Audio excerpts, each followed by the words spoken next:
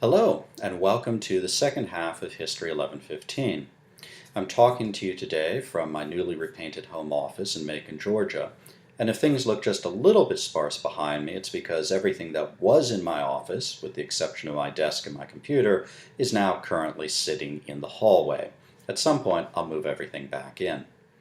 Anyway, what I wanted to do in the next couple of minutes is offer a couple of things to think about, questions to consider, and maybe clarify a couple of conceptual issues as you move into the material for the second half of the course.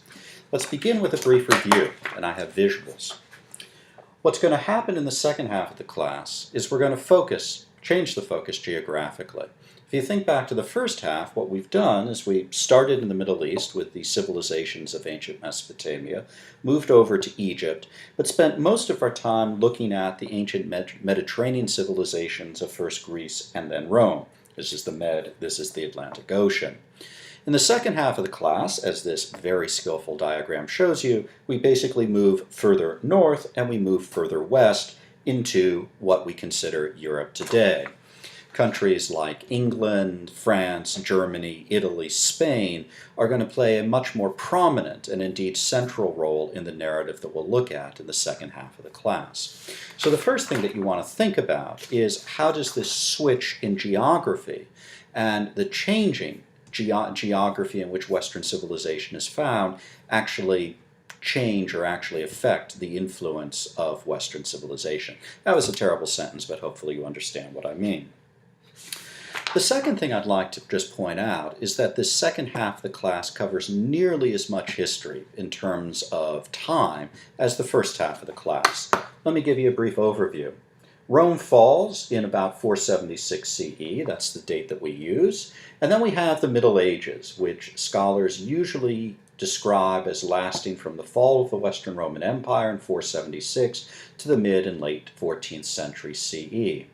After the Middle Ages, we have the Renaissance, which is essentially the 14th and the 15th centuries, and then we'll conclude the class by looking at the Reformation, which begins sometime in the late 15th and continues through the 16th century. So anyway, here is your simplified timeline of what you'll look at in the second half of the class.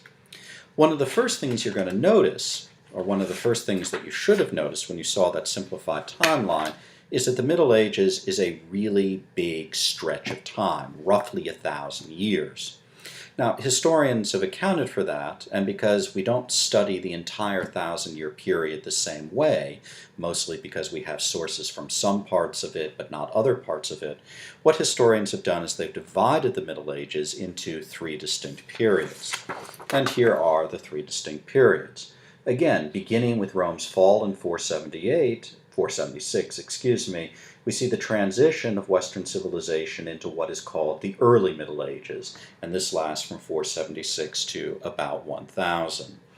The High Middle Ages is what most of you think of when you think about the Middle Ages: knights, castles, the beginning of centralized monarchies in England and France, things like chivalry, the Crusades, etc., etc. All of these are basically characteristic of the High Middle Ages, which is the high point of medieval Western civilization.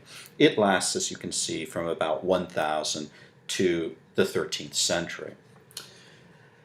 The late Middle Ages, which lasts from the mid-13th century to the mid to late 14th century, is essentially when all of the wonderful aspects of medieval civilization totally melt down. And they melt down for a number of reasons: socioeconomic, political, geographic to a certain extent, public health reasons, etc. All of these combine into what historians describe as the crises of the 14th century. And we'll talk a little bit about the crises of the 14th century as we move into the course. So I think one of the things to take away from this simplified timeline of the Middle Ages is to understand that this is not a single coherent period of time. The Middle Ages is actually three distinct periods of time: early, high, and late, and each one has its own unique characteristics. So a couple of questions to think about as we move forward in the class. There are a couple of big organizing questions that I think you want to keep in the back of your mind. At the beginning of this course, if you think back, one of the questions I posed, and one of the questions that's posed in your textbook, is what exactly is Western civilization? Well, I want you to think about this, continue to think about this as we move forward in the second half of the class. What is Western civilization? What constitutes the West? Is it a geographic identity? Is it a cultural identity? Is it an economic identity? Is it a political identity? Is it a combination of all of these identities? In other words, can we basically say that there exists during this period such a thing as Western civilization? Or are there instead many different civilizations which are part of the West, and the two are not exactly the same? As you're thinking about this question of what is Western civilization and does it actually exist, two other questions to keep in mind: sources of unity, sources of division. And the way I like to pose this in my class when I talk to students about the readings, about the material we cover, etc., is think about what brings people together during this period who live in the West, and what is it that separates people during this period who live in the West. Let me just give you two examples, which you'll see time and time again in the material.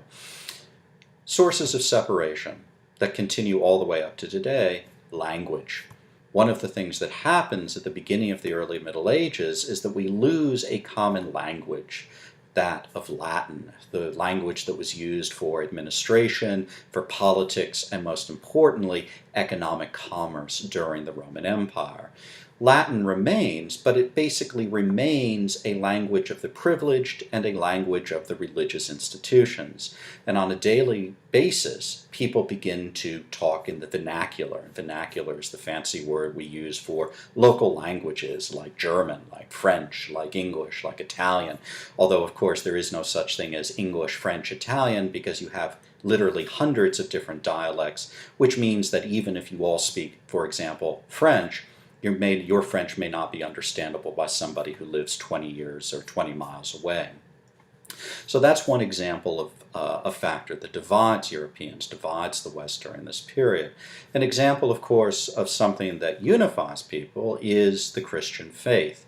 The universal Christian source was a universal Christian church, which is essentially the single most important cultural institution throughout the Middle Ages, and indeed throughout the entirety of this course. So keep in the back of your mind this question about what is it that divides Europeans and what is it that separates or unifies Europeans during the period that we're going to look at. All right, that's enough for you to think about. I will continue to post introductions to the individual units to give you some more specific questions to think about. As is always the case, I invite you to email me if you have any questions whatsoever about the course material, about the assignments, or indeed if you just want to learn more or have questions about anything that you learn about in the course. Good luck, and I'll talk to you soon.